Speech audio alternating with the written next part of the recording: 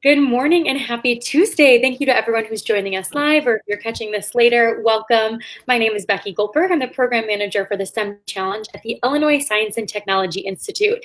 Today, I am so thrilled to be joined by Principal Wayne Bevis from Lindblom Math and Science Academy. And Wayne, I'm going to turn it over to you pretty quickly. I'd love for you to introduce yourself, give us a little bit of your background, and then we'll dive into some fun questions. Sure, thank you. Hi everyone, my name is Wayne Bevis and I have the honor of being principal at Lindblom Math and Science Academy. This is my 6th year as principal and my 9th year altogether at the school. And I can tell you, over the past 9 years, it has been quite an experience of seeing the different opportunities that our students have to engage in STEM.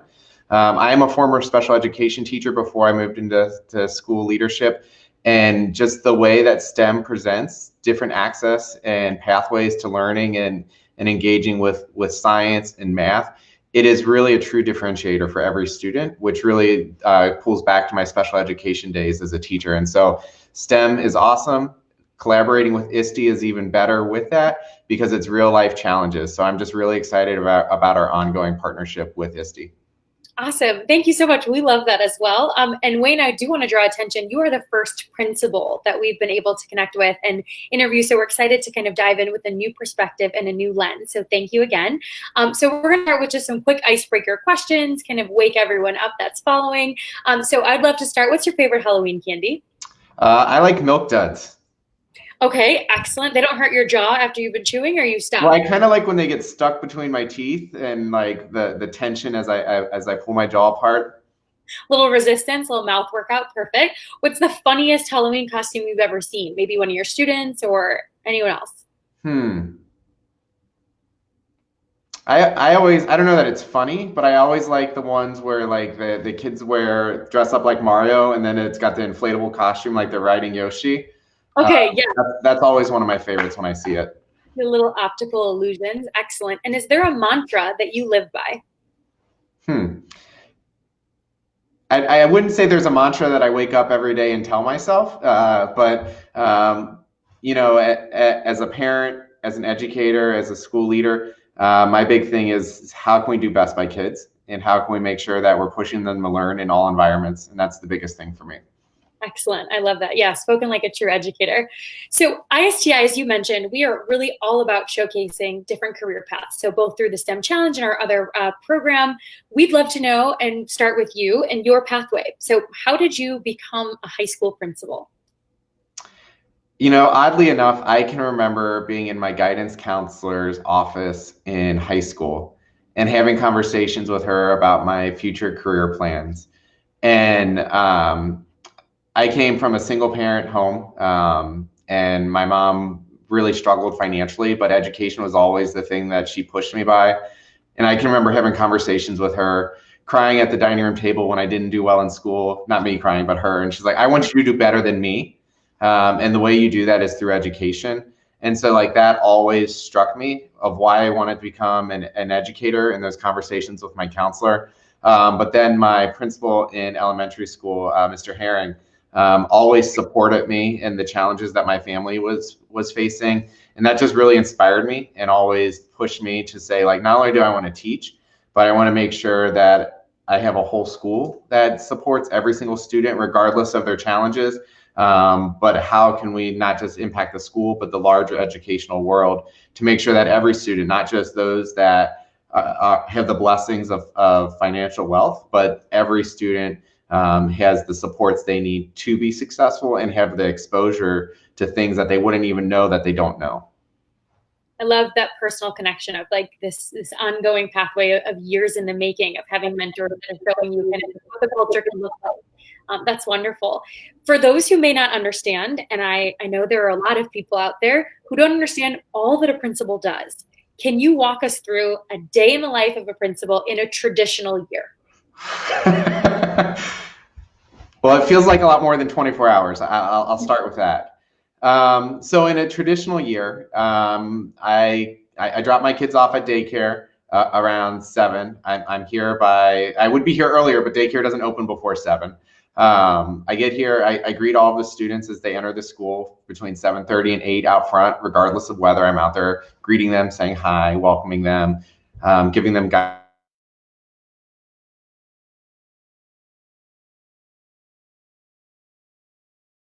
clear kids are where they need to be in terms of learning, which is in front of teachers, amazing teachers.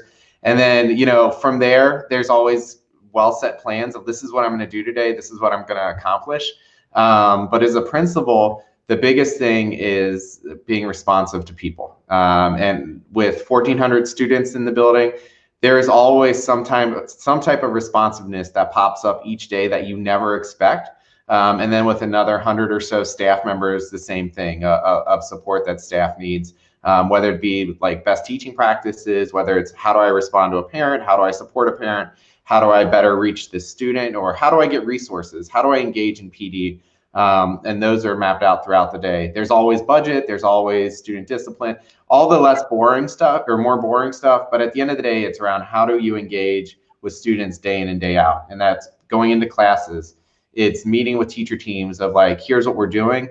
Here's our goal. How do we reach that goal, and what supports are needed to get to that goal? And that throughout the day, that's that. And then, 3 o'clock, making sure they get home safe, making sure they're getting on the buses, and making sure that after school athletics, clubs, drama, all of that is set up and ready to go into the evening as well too. And so and then you go home and be a parent as well. So it's nonstop. And then a lot of times we have parent meetings in the evening as well too, around different topics too. I love that you said, really, it's about being responsive to humans. And I love that as like a skill that is something that can be nurtured and fostered really early on. If you had any students watching and they said, oh, I like working with people, like maybe a principal role is for me, are there any other skills that you feel like really identify being a strong and successful leader as a school or within a school? I would say that the biggest thing, especially as we're facing the unknown of remote learning, and really it's every year too, but this year it's especially clear, is that as principal, as teachers, as students, we're all teachers and learners, regardless of our role. I want to learn more from my teachers. I want to learn more from my students and from my parents, because by engaging in that constant learning, I identify here are the gaps that we have for growth. And here are things that we should stop doing because it's not really that helpful. But then at the same time, you're also, whether you're a teacher, a student, a parent, an administrator, you're helping the others learn about here are the things that you can do to be successful, and here's how you achieve those. So I think that's the big thing, is we're all teachers and learners. And, I can't tell you how often I've heard it from both the teachers as myself. It's like we're all rookies again. This is first year for everyone in remote learning this year, even our most veteran teachers. It's a whole new paradigm and a whole new way of teaching and making sure we're getting through to support our kids. I think that transitions perfectly into my next question, which is, how has this all changed, especially in your role? How has this changed given the shift to emergency learning in the spring and now kind of that virtual learning that we're in right now? How has it shifted? Yeah, so I mean, the big thing was in the spring, it was with both shifting guidance from the state and the district of, regardless of that guidance, how do we keep our kids engaged? Regardless of their individual situations, how do we find the right balance of high expectations and rigor and learning while not knowing and not being able to fully reach every student in their home and not knowing exactly what they're going through? That was an ongoing challenge and balance. And over the summer and into this year is just really making sure we have the devices. We were already transitioning to one-to-one Chromebooks for all of our students, and this just accelerated it. So all of our students have Chromebooks now, whereas in the past they didn't. And so now it's how, as a school, do we support teacher learning around remote practices, both internally. I think most of our answers that we have to find, we can find within as a school. Our teachers are expert teachers, and how do we share those best practices across? But definitely in this environment there are things that you may have been awesome at in the classroom and you want to keep doing that, but you just don't know how. And so either finding someone that's tried it and been successful within the building, or finding targeted PD or videos around that. And I think that's the big thing for everyone, is this idea of shifting to the asynchronous learning, right, both for our kids, but also for us as adults, of making sure in the past, and I talk with our kids all the time, especially around attendance about this, but I think it's more true than ever, is that we learn best when we learn together. Learning is such a social not engagement, but a social construct that we as humans learn best when we're collaborating together. But right now we're having to figure out how to use short video clips, kind of like what we're doing here, to share that information rather than having a collaborative conversation with people around you. Right. So that's been a big shift for all of us, both for students, but also staff in that development. And that has been a huge challenge of shifting, supporting our teachers to transition their normal instruction from classroom-based to everything digital. Ideally, it would be a mix of interaction and then on the computer. But right now, it's all on the computer. So. Right. And I know I heard earlier you were saying, no matter the weather, you're out greeting your students. And I think a lot of that is that relationship piece with your students. So I might push you a little further and say, how are you creating relationships with your students when you may not be, able to pop into the classroom or be able to connect with them in the hallway? Are there things that you've kind of set out to do in this semester to say, I want to prioritize relationships, and how are you doing that? Yeah, it's kind of eerie right now to go out into the hallway and shout and just hear it echo back at you. The building is definitely hollow and empty because the soul is missing. Our kids are missing. And so for me, I run a couple classes throughout the week that students can opt into for that, and for my own relationship building with students, and also getting guidance and feedback from students with our student voice committee of talking with them there. It's definitely a challenge, both balancing student engagement time in class, which everything goes slower in remote learning, but also making sure that those relationships are happening. And that's something as a school we've really focused on, is making sure that there's clear purpose and attention given to that community building within classes. So it's a challenge. Normally I would go during lunch period, go talk with kids up in the cafeteria or in the hall or in our library, and those type of environments don't exist right now. And so being very purposeful without telling kids they have to come, but finding opportunities to engage with them when they're in places that they want to be at the same time. Excellent. And I know you said too, you've been with Lindblom for 6 years. And so, most of that was in a traditional space. And then of course, this kind of untraditional shift in our education landscape. But what's unique about Lindblom?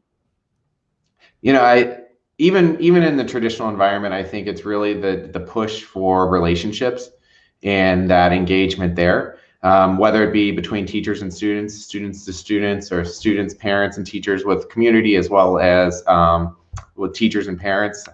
But I think the other thing is really, and I'm guessing this is going to lead to some of your next questions, is finding unique opportunities for our students to engage in. Most of our students come from high poverty home lives. And will be first generation college students. Not maybe, they will be first generation college students. And so how do we find opportunities to expose them to learning and real world opportunities that they don't even know exist?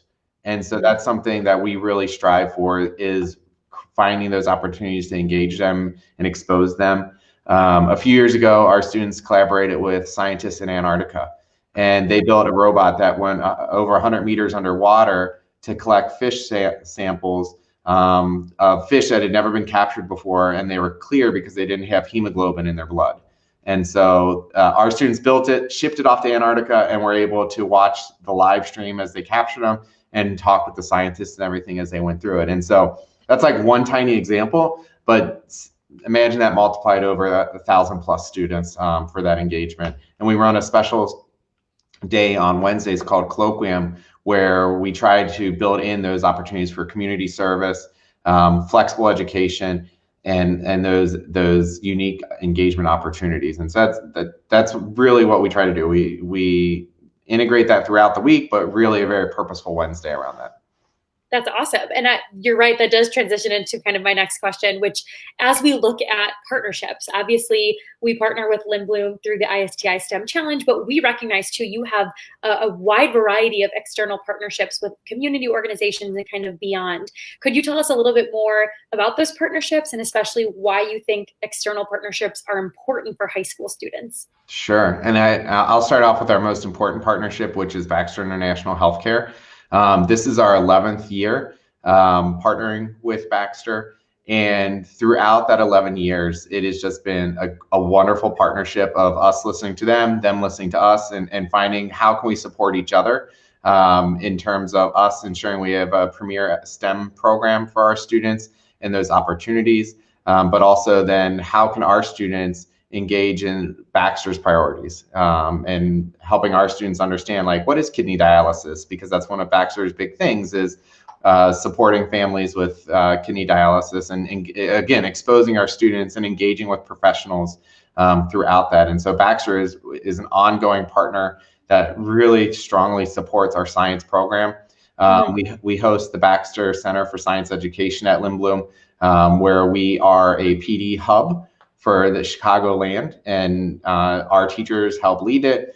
They participate in the PD, and it's not just for our science teachers and our STEM teachers, but not just CPS, but also across the entire Chicagoland through the Baxter Center, which we have supported and been a founding member of for over 11 years. Obviously, we partner with you all, and that is wonderful. Every year of a different challenge for those real world challenges for our students. And then we also partner with PepsiCo every year. This is our 4th year with PepsiCo, and they always challenge our students with a very consumer related challenge. I don't know what the challenge is this year. The prior year, the challenge was to develop a better Gatorade dispensary system for gyms. So how do they do that in a cheap, ongoing, consistent manner that saves Pepsi money, but also gives the consumer a high quality product? And so not only do our students design and collaborate with Pepsi mentors, but then they also present to Pepsi leadership at the Gatorade headquarters downtown. And so again, it's those opportunities for real world learning. We partner with Schuler Scholars, which is a student access nonprofit to support students getting into top tier colleges across the country. And the students that are part of that program have college exposures and other supports throughout their high school career. XPO is an engineering firm that we partner with as well. And again, very similar to what ISTI does in PepsiCo with here's mentors. For our students in a normal year, 1 day a week on those Wednesdays, they're actually at their offices working with their mentors there around different engineering projects that they're developing around the Chicagoland area. And then at the end of the year, again, a showcase with XPO leadership, parents, and other students and school staff as well. So there are many more, but those are just a few of the partnerships we have. And again, the theme is like support with Schuler, but then also how do we provide them real world learning in terms of their exposures that they wouldn't get or don't even know exist out there. It's pretty cool when our kids can go to corporate headquarters, or they can work every Wednesday on like the 60th floor looking over downtown Chicago, as compared to, I mean, we have a beautiful historic building here in Inglewood, but it's not the same as a top of state-of-the-art office in downtown Chicago that our students wouldn't have access to otherwise. There's a special feeling about being off campus too. Even if you have a beautiful school, it's exciting to take the students, and we totally get that. And I think just circling back to, I can hear all the prioritization too of relationships, even in these types of exposure experiences where students are working with mentors to kind of really take on and tackle these real world challenges in really safe environments. So that's awesome. In terms of ISTI specifically, of course, we partner again with the STEM Challenge and along with Baxter as well. But what do you hope your students take away from a partnership like the STEM Challenge? I think the biggest thing is it's okay not to know. And that's part of the challenge. Like the challenge is there's not a clear answer. There's not a right answer. There's only finding better answers and iterating throughout that. Failure is just as important as success, and we actually learn more when we fail. And hoping they not only develop the grit and the perseverance to follow through on their learning and their collaboration, but knowing that it's part of a successful process, is that we're not going to get it right the first time, maybe 50 times. Hopefully they get the COVID vaccine right the first time. But in terms of learning in class and in the workplace and in college, it's never going to be right the first time. And how do you collaborate together? And how do you find not just the hard knowledge, the research, but how do you engage each other as a team in their thinking to solve those problems? I think those are amazing skills to, again, nurture in high school students. So it's not their first exposure when they do get to college in those collaborative teamwork settings. So that's wonderful. ISTI has been lucky to work with Lindblom really since our first year of implementation. So a longtime partner, and we're always impressed with teacher creativity and how they kind of impress that on students and allow the students to get creative as well. How do you as the principal build that culture into your teachers and your school community?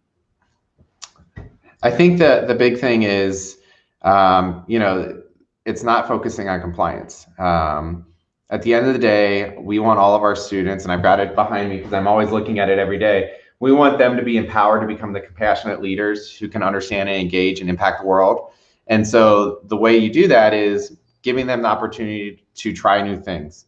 I'm not saying you must do it X, Y, and Z, but where is that opportunity to try things, to experiment, to share that knowledge across the staff? And when something doesn't work, going through a problem solving process of, all right, here's our problem. How do we get through that? What's worked, what hasn't, and trying to iterate from there, both as a school, a staff, and for our students. And just our teachers are amazing. They're student focused and trusting them, right? Like, do they have the best intent of the students? Yes. And so how do we give them that space to experiment, especially with ISTI in that challenge? Because if it's very regimented, then the result that the students come up with in the challenge is going to be very regimented too. They're not going to be able to think outside the box if the teachers aren't allowed to think out of the box and try new things as well too. I love that. It's like the trickle down of creativity. So that's wonderful. Creating spaces for everyone to, again, kind of show up as their most creative self. In 2019, for the STEM Challenge, Lindblom presented one of the most creative presentations that we had ever seen. So they were looking at a healthcare challenge around kidney dialysis, and they related it directly back to their community. So they created a Blackish episode as a way to kind of get this message out with more information about kidney dialysis and addressing it within the Black community. So as a principal, and you can think through kind of your overall culture, but zooming out, how do you empower students to be invested in their community? So not just in their school, but in the larger community beyond. I think we're purposeful about that from the start. As a school, we serve the entire city of Chicago. We have students from all over the city.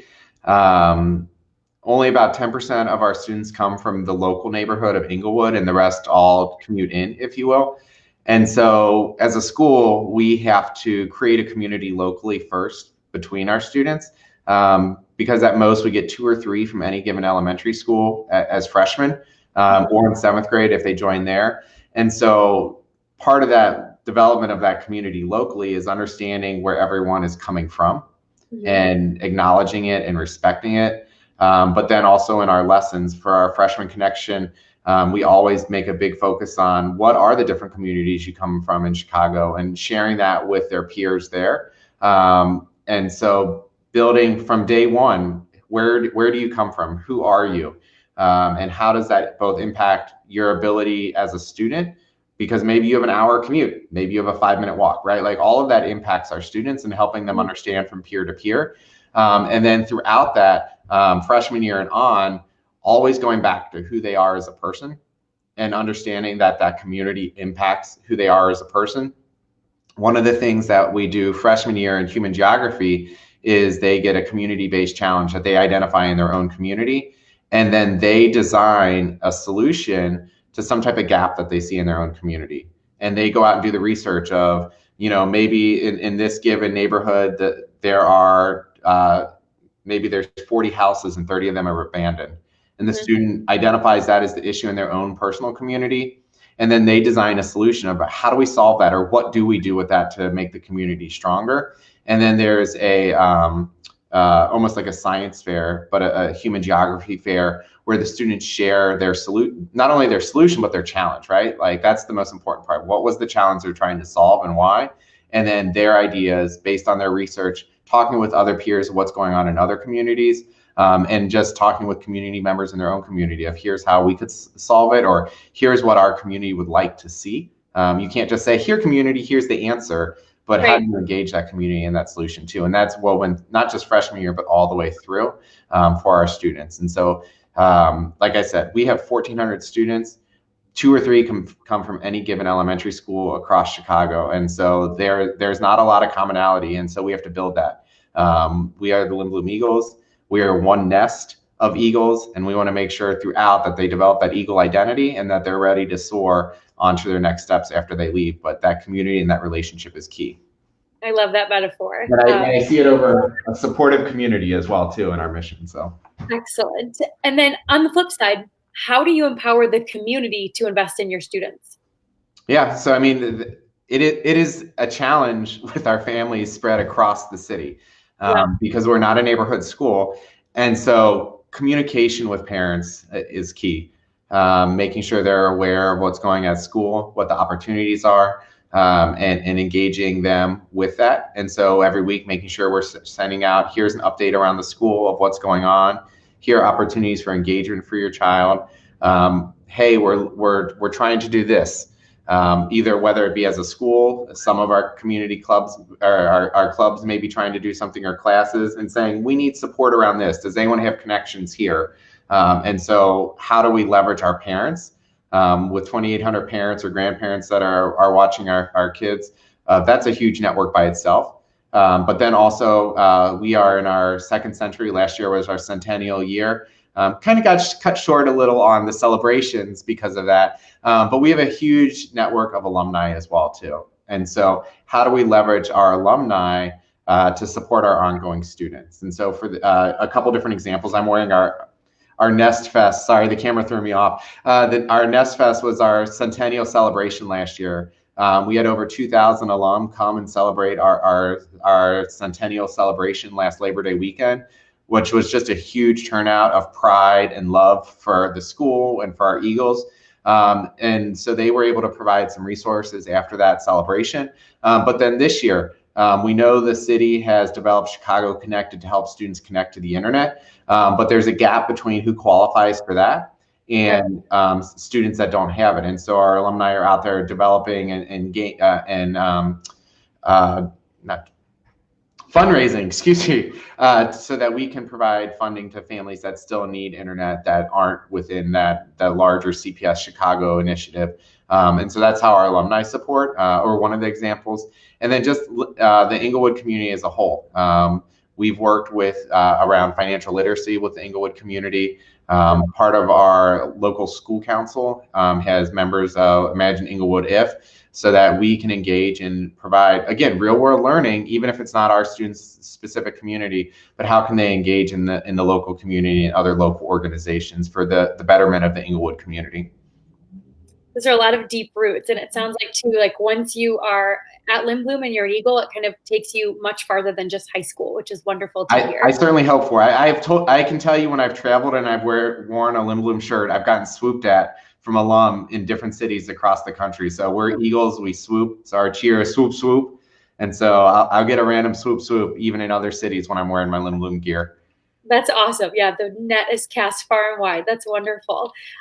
With all of this in mind, there's a lot going on at Lindblom. I think there's so much that makes it such a unique experience as a student and as a teacher, again, under kind of this culture of relationships and exposure and real world hands-on experiences. When students leave Lindblom, they walk out the doors, what do you hope that they take with them? I think the biggest thing is the willingness to ask questions and to know that it's okay to not know everything, but know how to figure out how to find the supports or who to ask, that they're not scared to ask questions and advocate for themselves. I think that's really important as a development for our Eagles, is that they can make sure that they're engaged and successful and ready for college, which they are. But going onto that college campus or even in the career field, it's scary, and there's a lot of things you don't know that you don't know. But when you come across those, do you know the right questions to ask, and can you figure out who to ask those questions of? I think that's a great takeaway, even for adults, learning to ask those questions and what they are. Well, Wayne, thank you so much again for joining us today. It was a pleasure to get to hear kind of your passion come through about working with Lindblom, the teachers, the students, and the community at large. I'd love to turn it over to you if there's any kind of last thoughts or takeaways that you'd love to share about Lindblom, or other ways that you love people to get involved at Lindblom. Just want to turn it over to you if you have any kind of last notes. Sure. I mean, thank you for watching today. Our partnership with ISTI has been eye-opening for our Eagles that have been able to participate in it. It's a great program. I hope that more are able to continue to engage in it year over year. As a school, if you live in Chicago or you're planning to move on to Chicago, I'm going to do some self-promotion. The application window is open now. If you want to be a freshman or a seventh grader next year, go to gocps.edu and apply so that you can hopefully be an Eagle next year and you can soar like our fellow Eagles. But that's go.cps.edu for our students. I'm sorry, gocps.edu, not that there's no dot between go and CPS. So gocps.edu. And, whether you're an Eagle or wherever you're at, ask the right questions, collaborate, and really make sure that you lean in and figure out that you're a teacher and a learner at all times. Try to keep those two mindsets. Excellent. Thank you. And again, everyone who's watching, if you have questions, feel free to drop them in the comments. We'll make sure they get to Wayne. Otherwise, have a wonderful rest of your week. And Wayne, again, thank you so much. Absolutely. Thank you.